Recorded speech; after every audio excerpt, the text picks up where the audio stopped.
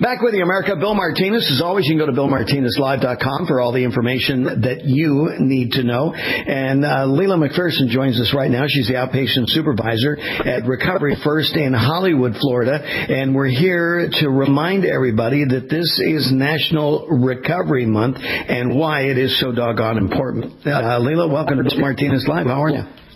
Thank you very much, Bill. I appreciate this opportunity. I'm great.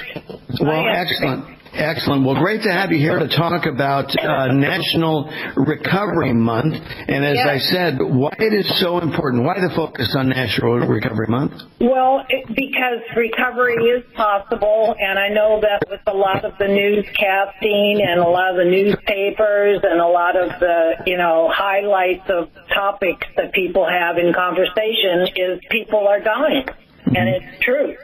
People are dying from active addiction, and recovery is possible, and recovery is wonderful, but it takes a little bit of time and effort. Exactly. What are the numbers? What are we looking at? How many people are addicted today in America? Do we have an idea? No, I don't. I'm reading here just 12% of overdoses are here in Florida. Yes. I know that because I've worked here at Recovery First for a number of years, and I've had quite a few of our clients pass away through decisions that they could maybe go back and do it one more time. Mm-hmm. Well, this is a process. I always tell my kids, whatever it is, whatever process you enter into, it's you got to crawl before you walk, before you run. And of course, like anything that has to do with recovery, it all starts with realizing you're in trouble. And sometimes that process may take a couple of shots at it because you think you've got it under control. That is the sneaky thing sometimes about addiction. It lulls you into being deceived, doesn't it? Right. I call it the big lie. It tells us we're okay. It tells us it wasn't that bad. It tells us the disease. It tells us that we don't need to go to meetings. We don't need a sponsor to check in with. All we need to do is not use. And what happens with that is the obsession is not taken care of. And so every day we wake up with untreated alcoholism, untreated addiction. There's, a few things that we need to do every day to have a chance at staying sober. Exactly. And I just left the meeting about a half hour ago, my home group, and it says up on the wall, it's easier to stay sober than to get sober. And I think that's true, but it's still possible. It's still possible. Well, and that's what National Recovery Month is all about. It does offer hope to those who are addicted and the families that are affected by it, because sometimes you just feel like the situation is hopeless, don't you, Leila? Oh, absolutely. And that's one of the words that people say when they first come in. They go, I say, how do you feel? And they say, hopeless. Or they'll say, I have a little hope. The disease is debilitating. It steals everything. It's a soul stealer. It takes us financially, emotionally, recreationally, vocationally, familially, and we'll give up everything to continue to use.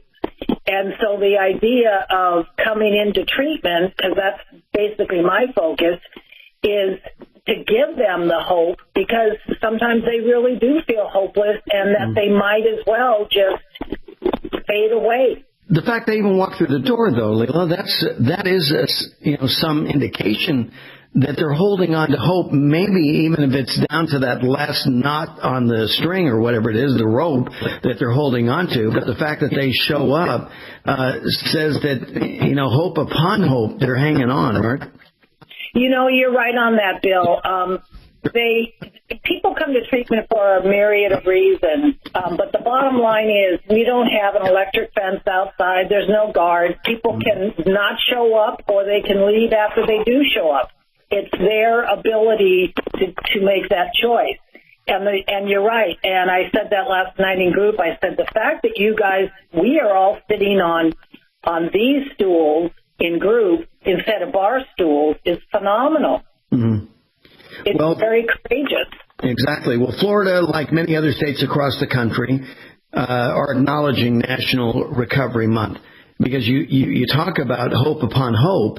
I mean, this is what this is all about with organizations like yourself, like Recovery First in Hollywood, Florida. You see successes and then disappointments that you go through, but that doesn't stop you from fighting. I mean, you've been fighting the good fight for a long time here now. Absolutely. I've been here for 12 years.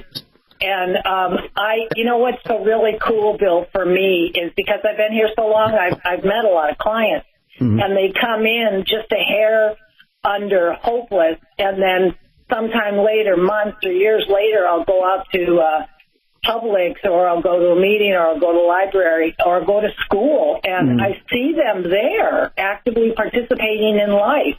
Yeah. And I got to tell you, the greatest thing that ever happened to me, I was at a meeting, this was a few years ago, and this young girl ran up to me, and she said, "Leila, do you remember me?" And I said, "Not really, help me." And she goes, she said her name, and she goes, "I just wanted to let you know something. I got my kids back." Oh, wow. Wow. And it was stunning, because what do you say to something like that, Bill, when you hear that? That's the pinnacle. That's the hope that people can just get, what may seem like normal life to some people.